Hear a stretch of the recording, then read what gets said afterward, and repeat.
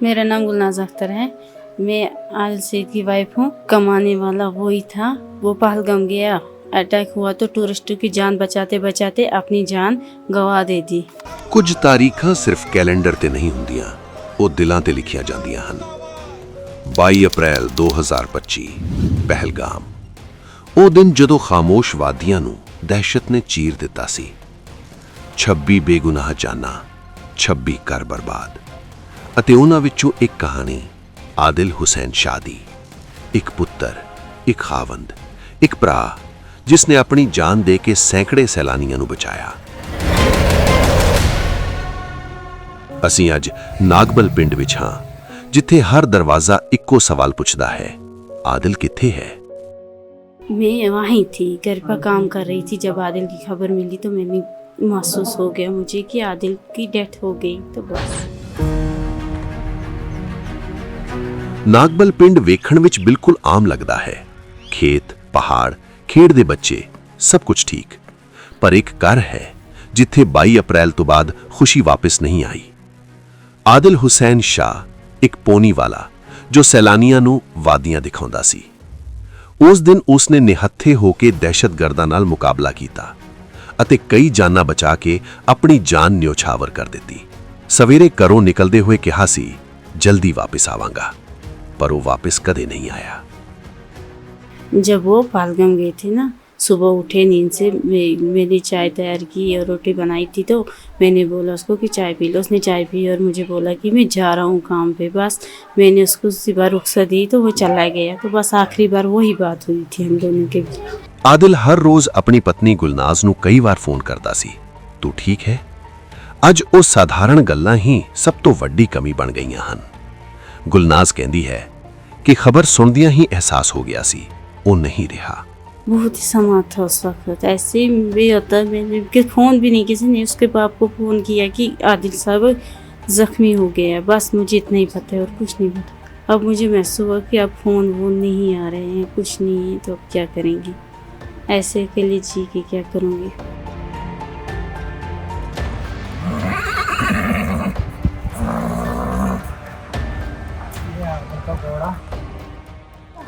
ਉਸ ਸਵੇਰ ਆਦਿਲ ਦੇ ਨਾਲ ਉਸ ਦਾ ਭਰਾ ਨੌਸ਼ਾਦ ਵੀ ਗਿਆ ਸੀ।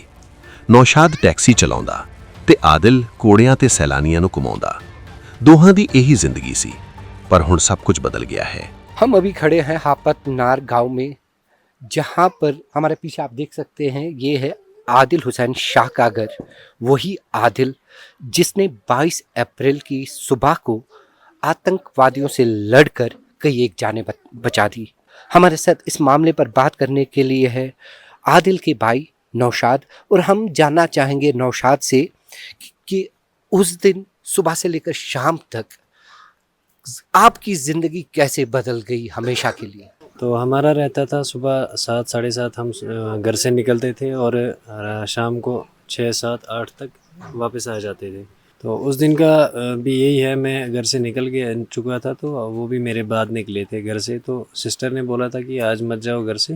तो चंदनवाड़ी के आधे रास्ते में मैं पहुंचा तो एक कज़न ने कॉल करके बोला कि पहलगाम में ऐसे ऐसा जो है वाक़ा हुआ है। तो फिर शाम को जो है असली पता चला। शाम को एक लिस्ट निकल के आई हॉस्पिटल से, उसमें डेड लोग जो थे उनका एक लिस्ट था और इंजर्ड जो थे उनका अलग लिस्ट था। तो उसमें फिर जो डेथ थी उसमें तीसरे नंबर पे आदिल साहब का जो है नाम था। फिर हमें पता चला। आदिल से आखिरी बात और आखिरी मुलाकात आपकी कब हुई, क्या बातचीत हुई आप दो भाइयों के बीच में? तो उस टाइम मैंने उनको बोला था कि पहलगाम आना है, बोला कि हाँ मैं आऊँगा, आप चलो मैं आ रहा हूँ। बस वही हमारी लास्ट बात हुई थी। नौशाद, आपने एक भाई खोया या एक अच्छा दोस्त, आपका जवाब क्या होगा? एक अच्छे दोस्त भी थे और भाई का हिसाब देखें तो भाई भी बहुत अच्छे थे और दोस्त भी अच्छे थे। आज आपको इस बात का फ़ख्र है कि आप उस आदिल के भाई हो जिसने अपनी जान दे दी और कई लोगों की जानें बचा दी। जी जी जी बिल्कुल, यही चीज़ से तो हम जिंदा हैं। यही चीज़ से हमारे मेरे माँ बाप जो है उनकी कंडीशन तो आपने देखी। खासकर मेरी माँ जो है उनकी कंडीशन जो है मतलब बहुत ख़राब है। लेकिन वो यही सोच के दिन दिन उनका निकल रहा है कि मतलब हमारे उसको मैं अब आजकल भी यही, उनको 1 साल होने को आया, मैं उनको आज भी यही बोलता हूँ कि आप ये सोचो आदिल साहब ने काम जो किया है वो सोचो। आपका आदिल आपके पास नहीं है लेकिन ये सोचो कि वो करके क्या गया है। उसकी वजह से मतलब हमें फ़ख्र है उन पे, प्राउड हम फील करते हैं आदिल साहब पे। उसी की वजह से ये सोच के हमारा जो है दिन दिन निकल रहा है।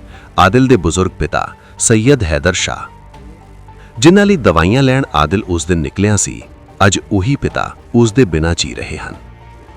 ਉਹ ਕਹਿੰਦੇ ਹਨ ਕਿ ਉਹ ਮੇਰੇ ਦਿਲ ਦਾ ਟੁਕੜਾ ਸੀ, ਦਿਲ ਟੁੱਟ ਗਿਆ, ਪਰ ਮਾਣ ਹੈ ਉਸਨੇ 26 ਜਾਨਾਂ ਬਚਾਈਆਂ।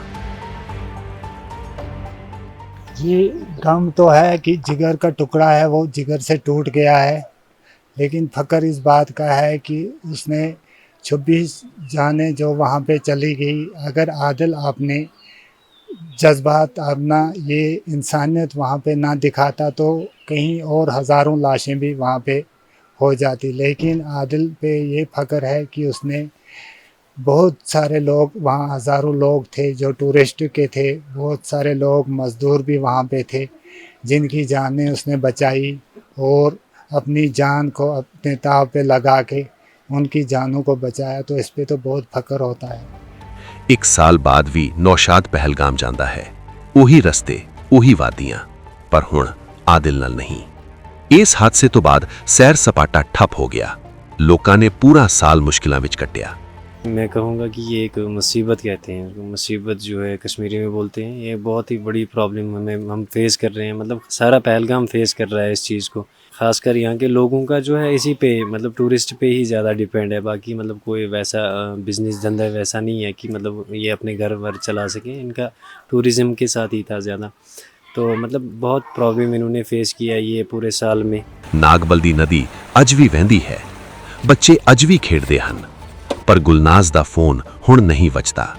ਪਿਤਾ ਚੁੱਪਚਾਪ ਰੋਂਦੇ ਹਨ ਤੇ ਨੌਸ਼ਾਦ ਆਪਣੇ ਭਰਾ ਦੀ ਯਾਦ ਨੂੰ ਹੌਸਲਾ ਬਣਾ ਕੇ ਜੀ ਰਿਹਾ ਹੈ। ਆਦਿਲ ਹੁਸੈਨ ਸ਼ਾਹ ਦੀ ਸ਼ਹਾਦਤ ਸਿਰਫ ਇੱਕ ਪਰਿਵਾਰ ਦਾ ਦਰਦ ਨਹੀਂ, ਇਹ ਇਨਸਾਨੀਅਤ ਦੀ ਮਿਸਾਲ ਹੈ। ਵਨ ਇੰਡੀਆ ਵੱਲੋਂ ਆਦਿਲ ਅਤੇ ਪਹਿਲਗਾਮ ਦੇ ਸਾਰੇ ਸ਼ਹੀਦਾਂ ਨੂੰ ਨਮਨ। आदिल ने अपनी जान देकर ना सिर्फ इस हापतनार के इस छोटे इलाके को रोशन किया, बल्कि कश्मीर के इतिहास में अपनी वीरता और अपने जज्बे और जुनून का, अपनी बहादुरी का एक नाम भी रिकॉर्ड किया है, जिसे सदियों तक लोग याद करते रहेंगे। पहलगाम से वन इंडिया के लिए मैं इजहार Ali. Subscribe to One India and never miss an update. Download the One India app now.